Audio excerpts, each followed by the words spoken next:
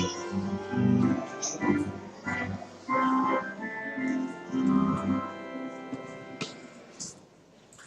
morning, class. Okay, we all welcome to the Sunday school. Who is going to tell us the topic of the lesson we're going to learn today? Yes. Okay. Christ the Good Shepherd. Is it- Jesus message. Okay. Someone to help there. Yes. Jesus Christ the Good Shepherd. Okay, can we say together? Jesus Christ, the Good Shepherd. Okay, and our text, where do you find our text?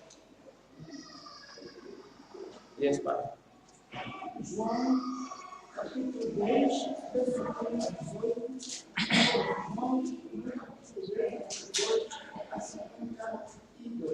Right, let's open our Bible to 10. Obrigado, thank you. John chapter 10 from verse 1 to 18. And then we go to 32 to 42. The book of St. John, chapter 10, just start off.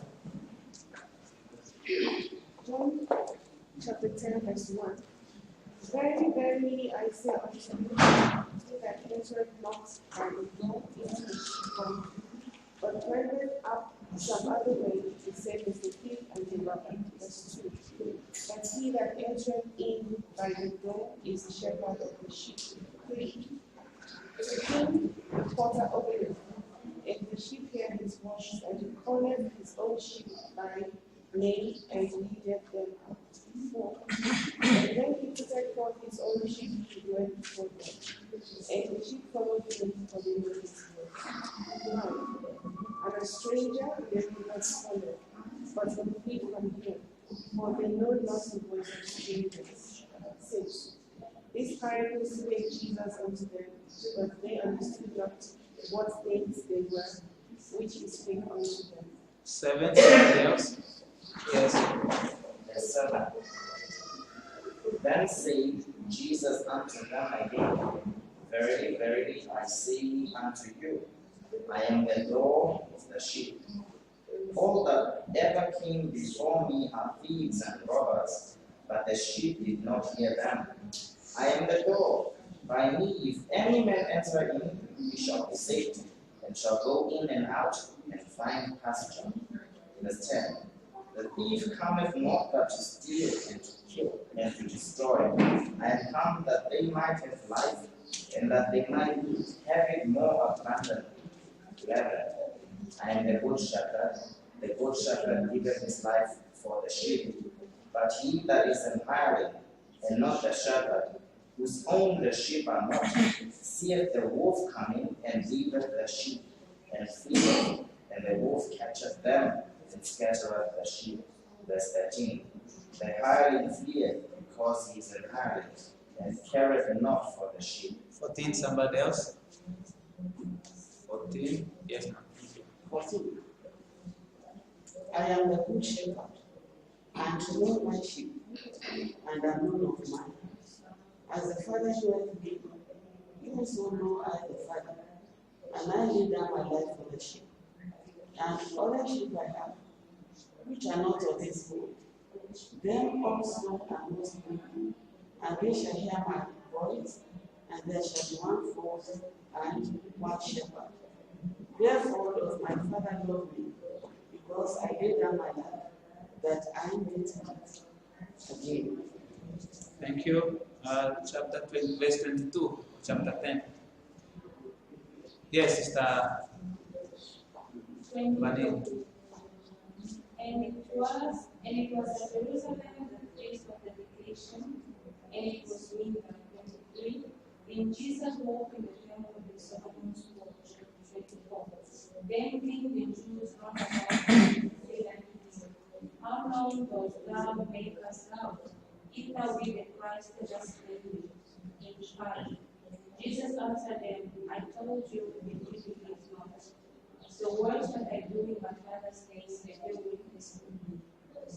26. But ye believe not, because you are not my sheep, as I say unto you. 27. My sheep hear my voice, and I know them, and respond. 58. And I give unto them eternal life, and they shall never perish, neither shall any man pluck them out of my hand. Thank you. 29. Somebody else? Yes, Stella. 29. My Father which gave them this vision is greater than all, and no man is able to pluck them out of my Father's hand. 30. I and my Father are one. 31. Then they took him upstairs again to study in the temple. Jesus answered them, many good works have I showed you from my Father. For which of those works did you stone me? 33. The Jews answered him, saying, for a good work we stone thee not, but for blasphemy, and because that thou being a man makest thyself God. 34. Jesus answered them, it is not written in your law, I say, ye are called sanctified. If he called them God, unto whom the word of God came, and the scripture cannot be broken. 36. Say ye of him, whom the Father has sanctified and sent into the world, thou blasphemest, because I said, I am the Son of God. 37. If I do not the works of my Father, believe me not. 38. Somebody else? Believe not me, believe the works, that he may know and believe that the Father is in me, and I in him. 39. Therefore they sought again to take him, but he escaped out of their hand, and went away again beyond Jordan into the place where John had first baptized, and there he abode. 41. And many resorted unto him and said, John did no miracle, but all things that John spake of this man were true. 42. And many believed on him there. Amen. So Jesus Christ, the Good Shepherd. This is the lesson we'll be considering today. But before we go to this lesson, can somebody quickly give us a quick summary of what we've learned last Sunday?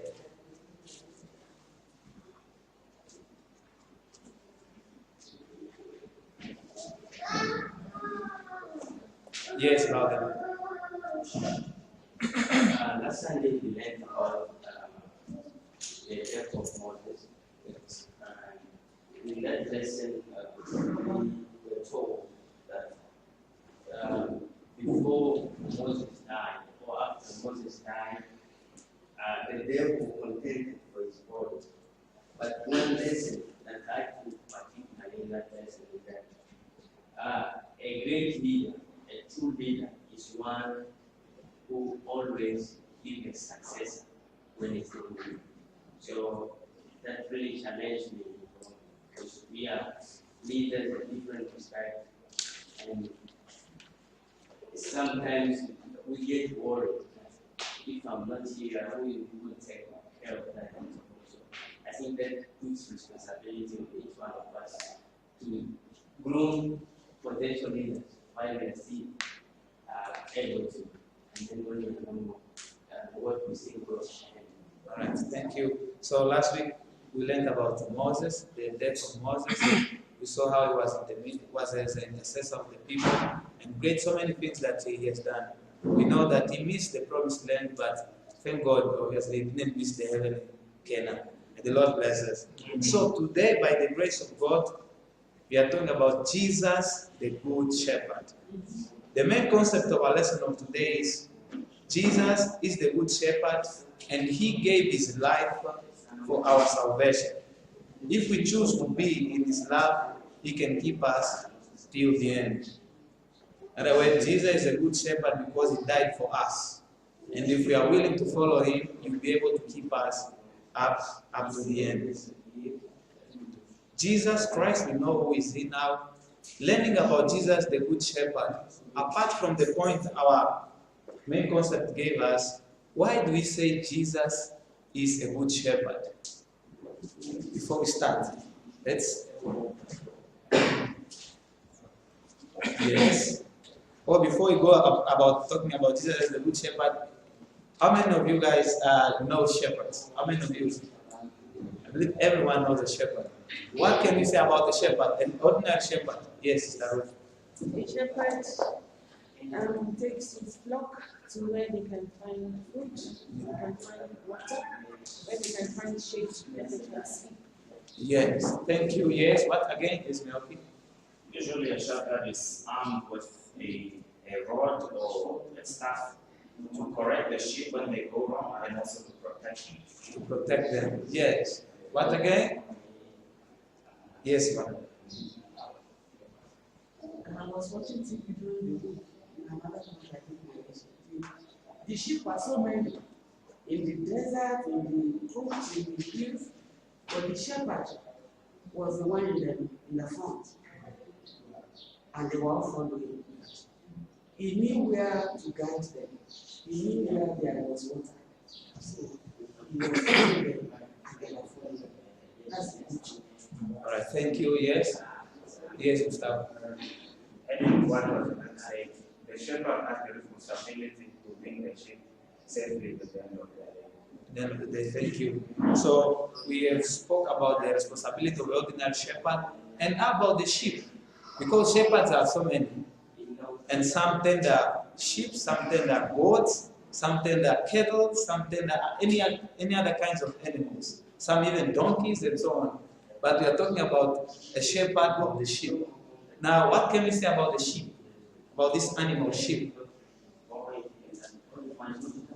Yes, sir.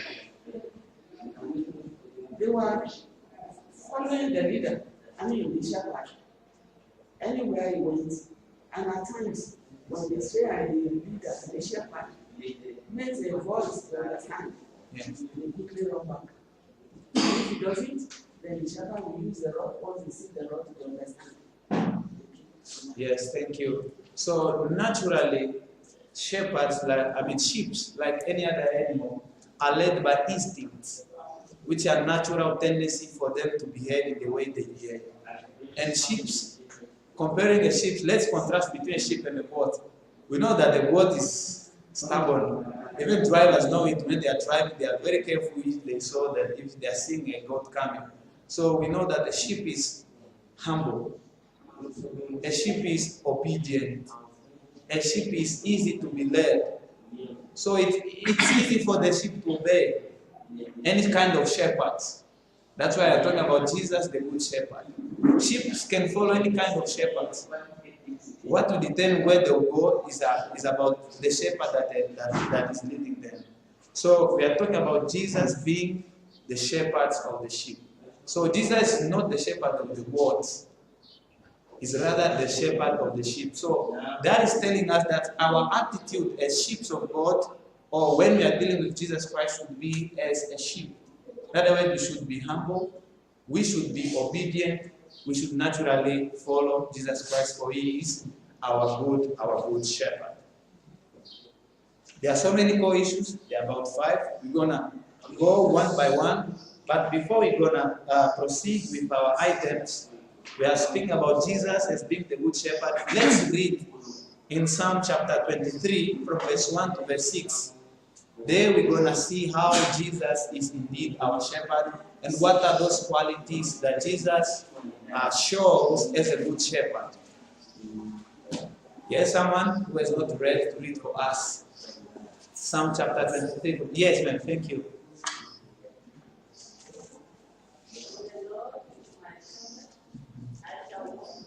Amen.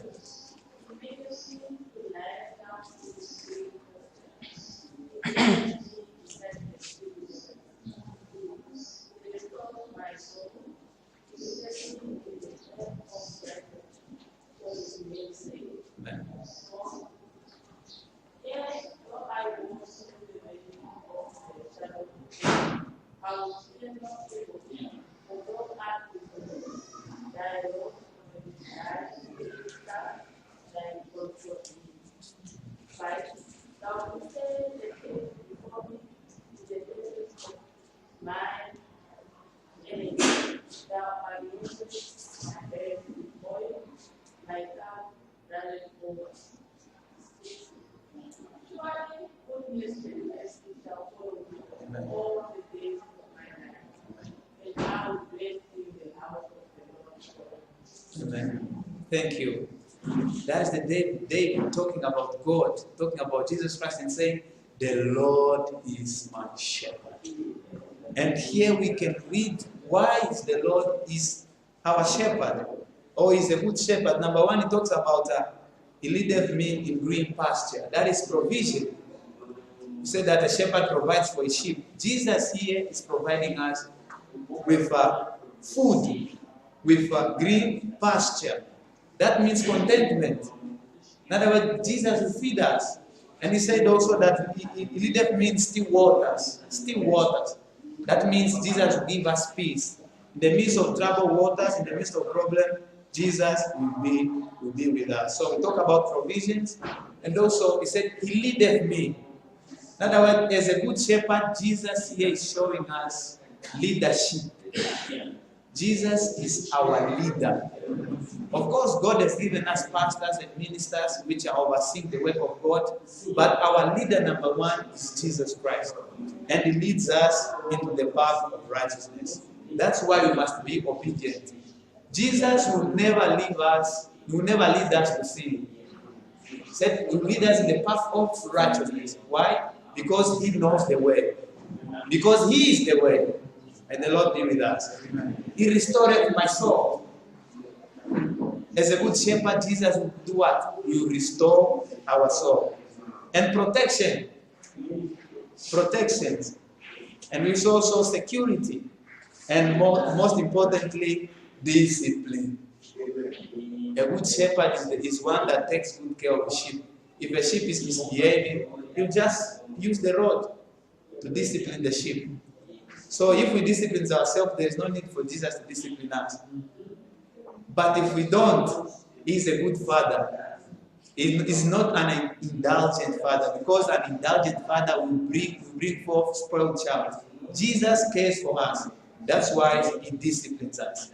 But guess what? This rod is not only for us.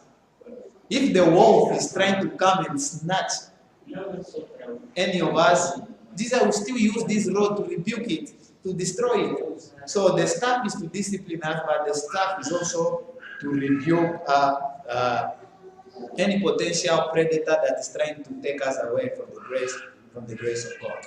So when we obey, when we follow, we have a certainty that God will go with us. That's why we can have confidence in the midst of problem. Why? Because Jesus is leading us. And he ended by saying, surely goodness and mercy shall follow us all the days of our lives. A lot of people are looking for blessings, but the Bible is saying if we are obedient to God, the blessings of God will be the one to follow us. Just as the shadow follow us, the blessings of God will be following us, and eventually eternal life will be our portion as we dwell in the house of the Lord forever and ever. May the Lord bless us. Amen. So let's go to our issue number 1, which says, no one can get through heaven through good works or deeds of charity, only through the faith in Jesus Christ. This I think telling us that no one can go to heaven by our works, by what we do. It's only through faith in the blood of Christ, or in the name of Christ. So Jesus started giving this parable. It is a parable. It is an illustration. It is a story that Jesus is giving to the disciple to try once again to show them the relationship between Jesus and the church. Many times we learned about Jesus comparing the relationship between Jesus and the church, comparing as a family, as a fellowship, as a body. But now, in today's lesson, Jesus is comparing our relationship with him as a shepherd and the sheep. And he started by saying, verily, verily. In other words, truthfully, I speak unto you. So he's trying to bring emphasis about the parable that is about to teach his disciples. And whatever point he taught them, they are still applicable for us today. And started by saying that many who come. Let's quickly just read the first verse. The first 3 verses of our main text. John chapter 10, verse 1 to 3.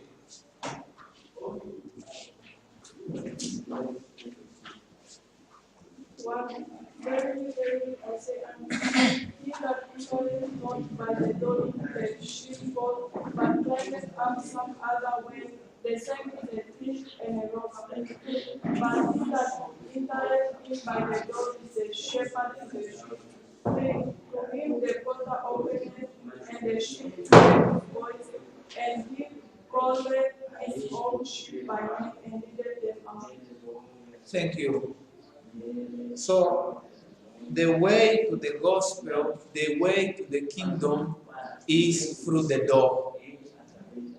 I said it's through the door. Amen. And this door is Jesus Christ. As we read in verse 9 where he said, I am the door, by me if any man enter in, he shall be saved and shall go in and out and shall find pasture. Say with me, pasture. Once again. So when we enter through Jesus Christ, we are sure that we are going to find pasture. So now, but he said that there are some who climb, and those that climb away want who do not want to enter through the door, and therefore they climb the wall. And he's saying they are robber and thief. That way they are bochocho, they are tortoise. So, and who are those that Jesus is describing here? Our lesson spoke about them. Who are those? What does that mean, not coming through the door? Yes, ma'am. Other means to qualify them for the kingdom of God. For example, doing many good things, and you can't eat as if, like donating so much to the church, they feel that that's why we make them go to heaven. Or even continuous attendance without accepting Jesus Christ. They feel they are nobody. They can't all the time qualify to that insight. Yes, thank you. Yes, one more before we proceed. Exactly. So we are talking about those people who have, yes, or the master. Yeah, I'm going to guys, I think, yes, in this context, we were told in our lesson, it's referring more to the false prophets who come and teach false doctrines that are not according to the word. So these are the thieves and the robbers. Yes, thank you. Nowadays you can qualify them as the false prophets and which teach false teachings. But even in the old times, when Jesus called the Pharisees and Sadducees, their office was to be custodians of the law, to be able to take care of the sheep, of the fold of God. But as a result of disobedience, most of them, they were no longer taking care of the sheep, but rather they were taking care of themselves. Instead of preaching the gospel, instead of leading them to God, most of the time, they were not up to the responsibility God had given them. So, and they tried to find substitutes, alternative ways rather than the blood of Jesus. And our lesson is telling us clearly that the access to the kingdom of God has to be by the door, through the salvation of our souls. So,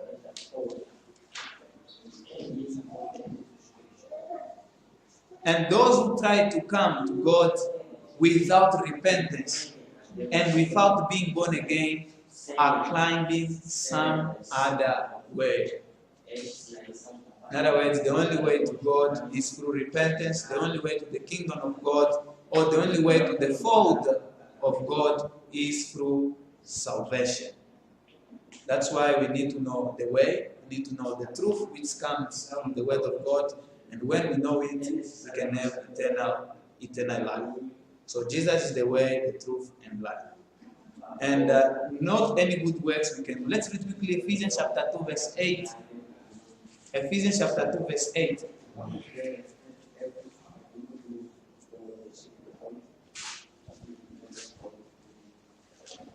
Yes, Ephesians 2, verse 8. For by grace are ye saved through faith, and that not of yourselves, it is a gift of God. Yes, thank you. That is to tell us that our salvation comes only by grace. It is good, yes, to tithe. It is good to bring gifts upon God.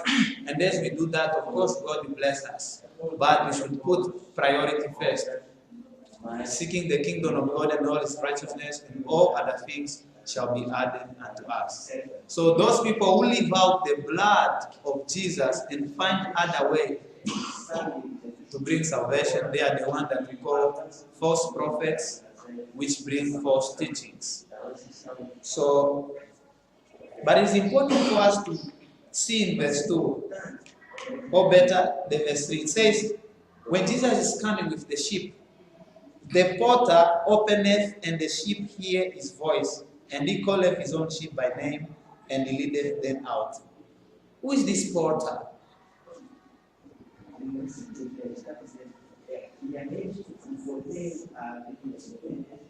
Yes.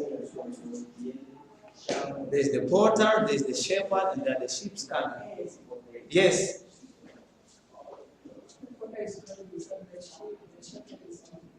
Yes, thank you. So this flock is the flock of God. God is the owner of this flock. And he has set Jesus as the shepherd of this flock. And we are what? The sheep. It's important to know that as we began, we said that a shepherd communicates with the sheep, a normal shepherd, either by the road, sometimes just by whistling. The sheep can recognize, oh, these are shepherds. Even if you mix a lot of sheep around, from different shepherds, each shepherd, when it makes its own noise, all the sheep just each one go and find his own shepherd. So Jesus Christ here, he communicates also with us through his spirit, through his word. And when we listen to the word of God, when we listen to the Spirit of God and we respond, Jesus Christ will take us into the fold, into the kingdom of God. May the Lord be with us. So this takes us to a second life item which says, as under shepherds, under the Lord Jesus Christ, we must teach those under us the word of God without compromise, and not allow false doctrines among the sheep. In other words, Jesus is our shepherd, and we are under shepherds. In other words, we also have responsibility. Not all of us are pastors, not all of us are shepherds here in church, but in our own constituencies, in our own houses, at our place of work, wherever we are, there are people that are under us. So we also have the responsibility of taking care of them. It is our responsibility. And of taking care of them without compromise. This is a very important thing, without compromise. And we're going to see how Paul showed this, teaching people without compromise. And we're going to see how David was compared as Jesus Christ being a good shepherd. So, but before we go there, it's like when a sheep falls, the flock of sheep is moving, and there is just like even the wild animals. If a predator is coming, will it tag the stronger sheep? Which one will it try to tag to snatch them? Which one? Yes, no. I just learned this recently. When animals are hunting, like lions and so forth, they cannot easily identify the animals because they look similar, like zebras and so forth. So the only way to pick up an animal is to see something that's different, like something that's injured or sick. So when they because they usually spread out and they try to attack, when they watch the movement, and from that they can pick up which ones are the weaker ones. The weaker ones, the sick ones, or the smaller ones, which are easy to pick them. So as shepherds, we are saying we are under shepherds. We have the responsibility to teach our kids, because the devil which is the enemy, is trying to destroy them while they are young. So it is our responsibility to make sure, just as they go into the kindergarten and they learn the formal education, we should make sure that in our house, in our own kindergartens, we teach them the word of God. Not just cartoons, but let's teach them also the word of God, so that they'll be able to grow into the word of God and will be able to stand while they grow up. May the Lord go with us. So, our lesson gave example of David as being a good shepherd as well. And we know he was the last son of Jesse, and he was a shepherd. And he was even from taking care of the sheep where he was called to be a king. He was called to be anointed. Just as we learn from the song of David 23 where he says, "You anoint me in the presence of my enemies." So we see here that David was a good shepherd. Why do we say David was a good shepherd? What attributes did he show of a good shepherd? Yes. Kimi, why do we say David was a good shepherd? What can you remember from David as shepherd? Okay, okay. Yes, we start helping. Why I say that David was a good shepherd was that even when David was taking care of the sheep, lion and bear came, one took one, and he didn't run from the lion. Instead, went right back and let the lion go. Yes, thank you. And he fought the lion, he rescued the sheep, he fought the bear, he defended the flock. That's why we tell him we call him as a good shepherd. It's easier said than done. When you're saying no, he fought the lion, it's easy to read in the Bible. If you try to imagine, suppose a lion coming to take trying to snatch a sheep, and then you are going there fighting the lion. If you can imagine it in your mind, you really see that it's not an easy exercise. And the bear is a very big animal. If you check his paw, if you check his mouth, it's very big. But yet David fought them because he loved the sheep. So that tells us that if you love the sheep, in other words, if you love the people of God, you can do almost anything to defend them. Even if that cost means losing your life. You see other people of greater value than your life. That's what Jesus did, that's what David did, and that's what God is asking us for us to do as under shepherds. May the Lord help us to stand for that. So it requires what? Faith, and it requires boldness for us to be under shepherds. And it's important to know this flock is the flock of God, which Jesus bought with his own blood, his precious blood. It's very expensive. Every sheep in the flock or in the fold of God is very expensive. That's why God told us for us to consecrate ourselves. God is telling us, let's make sure that we are okay with God. And that is when we are okay with God, we can also take care of other people. Let's read quickly Acts chapter 20, verse 28. Yes, Acts 20, verse 28. Yes, readers, let's read it one time. Verse 20. Take heed therefore unto yourselves and to all the flock over the which the Holy Ghost has made you overseers, to feed the church of God, which he has purchased with his own blood. Yes. Take heed of yourself. Take care of yourself. Be well. Be willing. Be ready.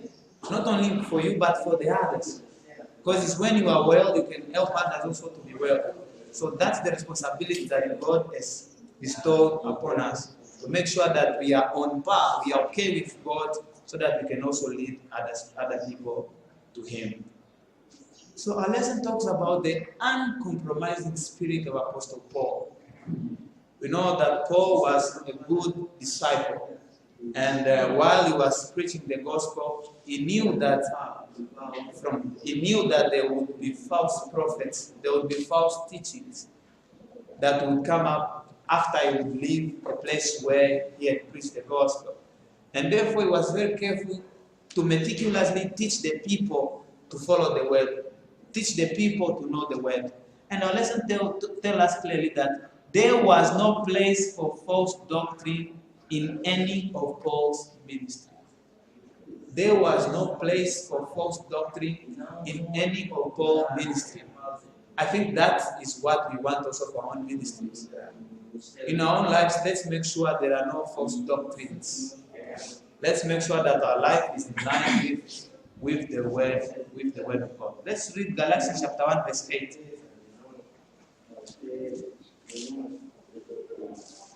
Galatians chapter 1, verse 8. Galatians chapter 1, verse 8. But though we or an angel from heaven preach any other gospel unto you than that which we have preached unto you, let him be accursed. Yes, thank you. So that is Paul saying, if anyone comes to preach a gospel that is different from the one that you learned, let him be cursed. So we are seeing that Paul ensured that no wolves dressed in sheep cloth. Paul made sure that no wolf dressed in sheep clothes. In other words, he taught them the word of God, and he was able to rebuke any false doctrine. So, and the challenge is this: if a lion is coming, it's easy to recognize the lion and run away, or defeat the sheep. Even if a bear is coming, it's easy to recognize them and run away. But false prophets, it takes the Spirit of God to identify them. Because at first they will come in sheep clothes, also using the same Bible, quoting the same scripture, but bringing what? Spurious doctrines of the devil. Do you think that the devil will use psychology and so on? Yes, he may use that, but he will use the Bible, the same word. He will misinterpret it and will present to you as doctrine. May the Lord help us to be careful. So the only way for us to be able to withstand false teachers is knowing the truth. When we know the truth, we know what is the counterfeit, and we'll be able to show that this thing is wrong because you know the truth and you abide by the truth. So that is to say, let's make sure we know the word of God, and the Spirit of God will help us to discern. Isaiah chapter 8 verse 12 tells us, to the Lord and to the prophet, if they not speak according to his word, it's because there is no light in them. There is no truth in them. So let's make sure we speak about this and we stand upon the word of God. So this takes us to our third item, which says, God can keep us and help us to retain our salvation as long as we stay inside his word. But anyone can backslide into sin if he's not watchful, if he's not prayerful. However, the backslider can be restored if he repents again. God can keep you till eternity if you abide in his word. That is again conditional. And we are talking about, our lesson talks about one doctrine, which some may say is wrong, which some may say is right, but many people misinterpret it. And many people have been going astray because misinterpreting this doctrine. What is this doctrine which our lesson brought and asked us for us to discuss? Yes, Samuel. And describe a bit. Eternal security that says, or they believe that once they are saved forever, which can contradict, which can be dangerous in that. It's not that God cannot keep you forever once you are saved, but if someone should fall, he needs to do the first work first and repent. But if they believe that no matter what they do after they get saved, they can go back into the world, they can break the laws of God, and then still claim that they are saved. That's where it happens. Thank you. So, eternal security is in the Bible. If you are saved, you obey God, God will keep you. If you abide by the word of God, of course, you can be assured eternal security. Amen. But the eternal security which we are talking about, which is erroneous, which is wrong, is the one people they say, once saved, saved forever. Doesn't matter what you do, even if you go back to sin, you are still saved. Let's open to the Bible and see what the Bible tells us. Ezekiel chapter 18, verse 24. Ezekiel 18:24. What can we read there? Yes, thank you. But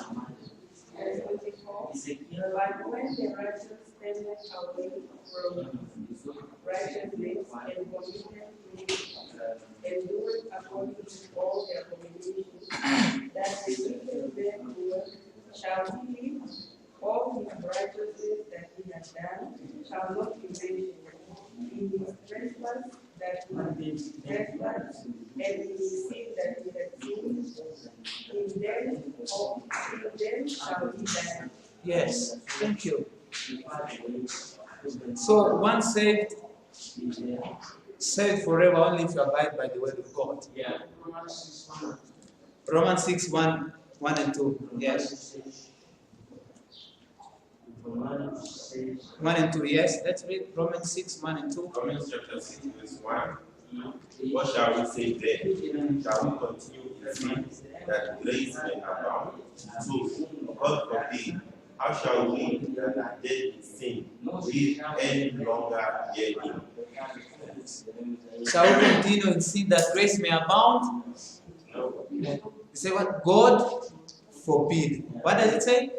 God forbid. Let's not allow what God forbid. See? The Bible is clear here. Grace is not a license to sin. Yes. Yeah. Our God is a graceful God. He saves us by His grace and He keeps us by His grace. And the Spirit of God is faithful. If you are obedient, if you follow Him, the grace of God is available. It will save you. But if you fall, please make sure you go back to God and repent. Go back to your first works. Don't try to hide behind your finger. You will not be able to do that. So, that is to say that, and some even, let us give an example, some even say that, okay, no, once saved forever, that means even if you are, even if you are prodigal son, you are living in sin, eventually you come back. That's presumptuous. You don't know you don't know the end. So, in other words, you should make sure that every time you are okay with God. First, by repenting your life of sin, giving your life to God, and make sure you watch. You cannot keep yourself, it's God that will keep you. But you should make sure that you are watching, that you are reading the Word of God, so that in the end, you won't have a false security. Yes, there is eternal security, but this eternal security is if you obey my word. If you do this, I will say, if my word abides in you, you are my disciple indeed. Let's all read one reference, which is Matthew.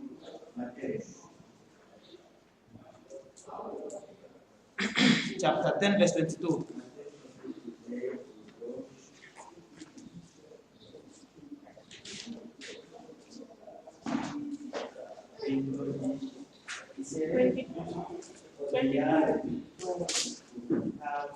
And ye shall be hated of all men for my name's sake, but he that endureth to the end shall be saved. Amen. He that endureth to the end shall be saved.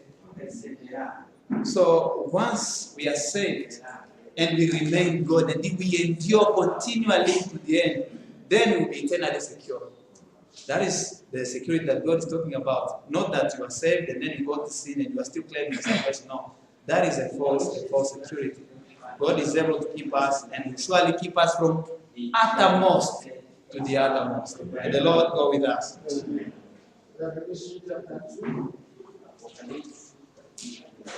Let's read Revelation chapter 2. 1 to 7, yes. Verse 1.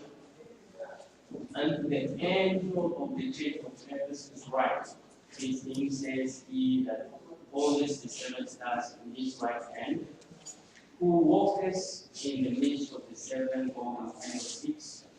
2. I know thy works, and thy labor, and thy patience, and how thou hast not feared them which are evil, and thou hast tried them which say they are apostle, and are not, and hast found them liars. 3. And hast borne, and hast patience, and for my name's sake has labored, and has not fainted. For nevertheless I have somewhat against thee, because thou hast left thy first love. 5. Remember therefore from whence thou art fallen, and repent, and do the first works, whereas I will come and be with you and will remove the fellowship out of his face, except thou repent. Amen. 6. Thank you. Thank you. So it's clear. Those are people who endured to the end. They were fighting false doctrines initially, but in the end, what will happen? They faced their own, they lost their first love. And God knows. That's why I say, I know thy works. God knows my works. God knows thy works. And the Spirit of God is faithful always to show us whether we have lost our first love or not. And if we have lost, we have to go back to God and ask Him to restore us. May the Lord go with us. So this takes us to our fourth item, which says, a sinner is powerless to help himself, and it takes the voluntary death of Jesus to save us. Again, we go back to analogy of the sheep. If the sheep get lost and it is alone, and the shepherd does not know that the sheep is lost, and the sheep is not making any noise, will the shepherd locate the sheep? Suppose he didn't count yet toward the end. Will the shepherd be able to locate the sheep? But once the shepherd perhaps he left the fold somewhere and is going to pick up something, and then he just said in the background, meh, a sheep making a noise somewhere, then we realize, oh, so there's a sheep over there which is lost, and you'll be able to restore back to the fold. Because in the fold the sheep is secure, because there is strength in unity. So also when we come to the gospel, if you are in sin and you do not recognize that you are in sin, you won't cry to God so that God can come to rescue you. Jesus knows where you are. It's not that Jesus doesn't know where you are. Jesus knows where you are. As a good shepherd, He knows where you are. And is able to save you today. And is able to rescue you today. But He will not force Himself into your heart. In other words, you have to make noise, you have to cry. Say, Jesus, I am a sinner. Have mercy upon me today. Make me one of your sheep. And of course, He will do it. He will do it to you. So just as a sheep without a shepherd is lost and it cannot find itself, so is a sinner. A sinner without Jesus Christ, he cannot find himself. He needs Jesus Christ to come back to the fold of God. And the good thing is that as we commune with God, as God speaks to us through His Word and through His Spirit, everyone here can listen to the voice of God. Everyone, regardless of your spiritual state, you can listen from the Word of God. A sinner to come to God needs to listen to the Spirit of God that will drive him to repentance. Right. After he's saved, the same Spirit will bear witness that he's a child of God. And you show him that he needs to go to higher depths of consecration through sanctification, through the baptism of the Holy Ghost. Even in our daily lives, the Spirit of God through consecration will help us to maintain that contact. So we are seeing here that we are powerless without God. A sinner needs to cry so that Jesus will be able to save him. We cannot save ourselves. It's only Jesus that can save us. Jeremiah 13:23. As we are drawing to our hand, Jeremiah 13:23. Yes, no. 13, verse 23. Can the Ethiopian change his skin or the leper his spots? Then may he also do good that are accustomed to do evil. It's a question actually. So, can a leopard change his clothes? Can he change his stripes? No. Or Ethiopian change his scarf? No, he cannot. And you cannot change yourself. It's only Jesus that can change us. So, if we go to our main text, we see that Jesus is the good shepherd, but there is an heralding. An heralding, what is an heralding according to our text and our lesson? Talking about the good shepherd, but there are heraldings around us. New hands, I'm looking for new hands. Yes, Sister Grace. And then it's somebody who was hired to look at that sheep. Not necessarily. Yes, someone that was hired to take care of the sheep. So an heralding is like an employee. And an heralding, when the animal comes, what does it do? According to the yes. When the you said when the lion comes to the sheep, Yeah. herding runs away. Yes. Employer is working in a company and the company is getting bankrupt. The first thing that employer will do is running away from that company. Why? Because just an employer, but the stakeholders or the shareholders, they always be there fighting tooth and nail just to make sure that the company does not collapse. So here also we see that an heralding is someone who is supposed to take care of the sheep, and when the enemy comes, he runs away. And we thank God because Jesus is not like that. Because Jesus is willing to give his life for the sheep. And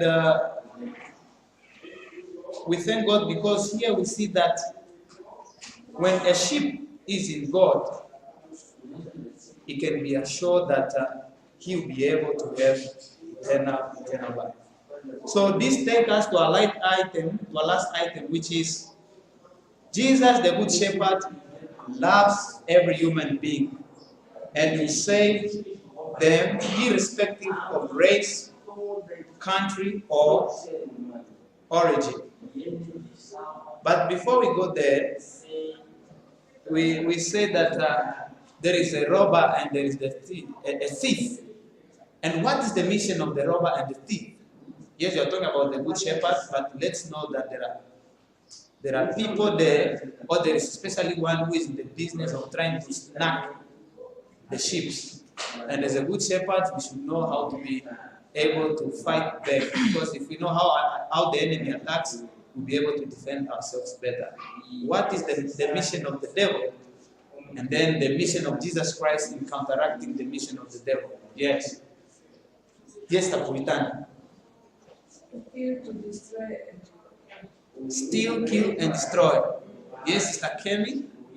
And the mission of Jesus Christ? So you might have life and in abundance. Amen. Jesus came so that we might have life and life in abundance. So,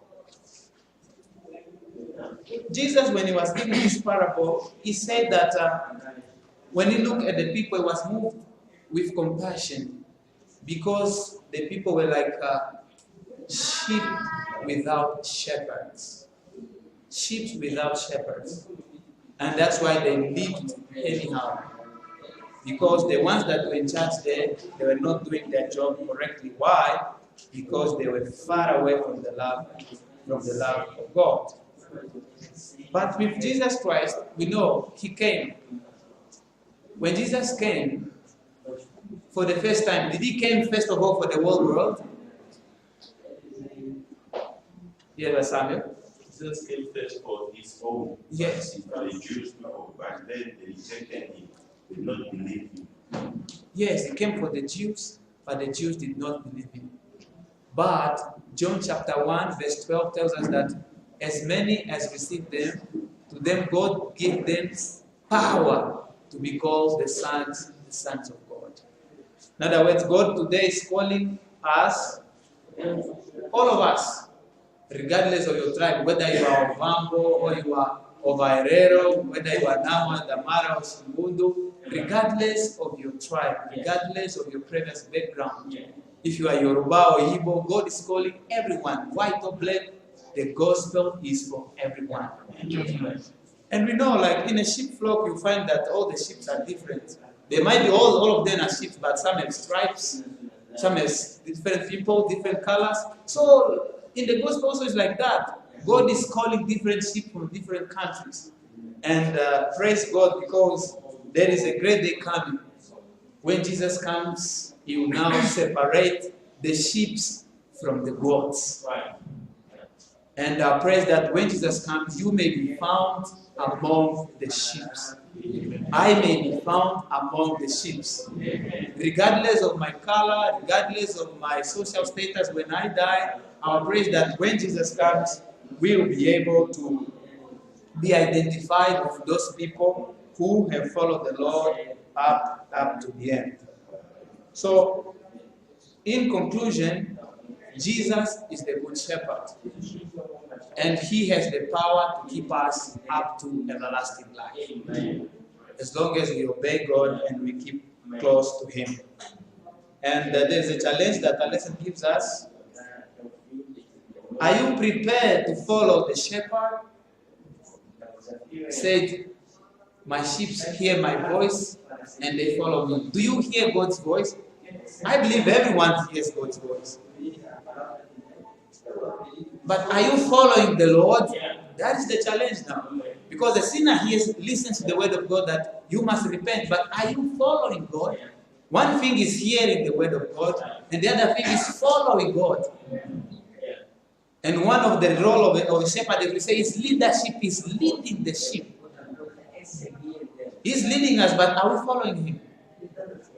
So the first way for us to follow him is getting saved and make sure we abide in the word of God. So are you prepared to follow God as the Good Shepherd?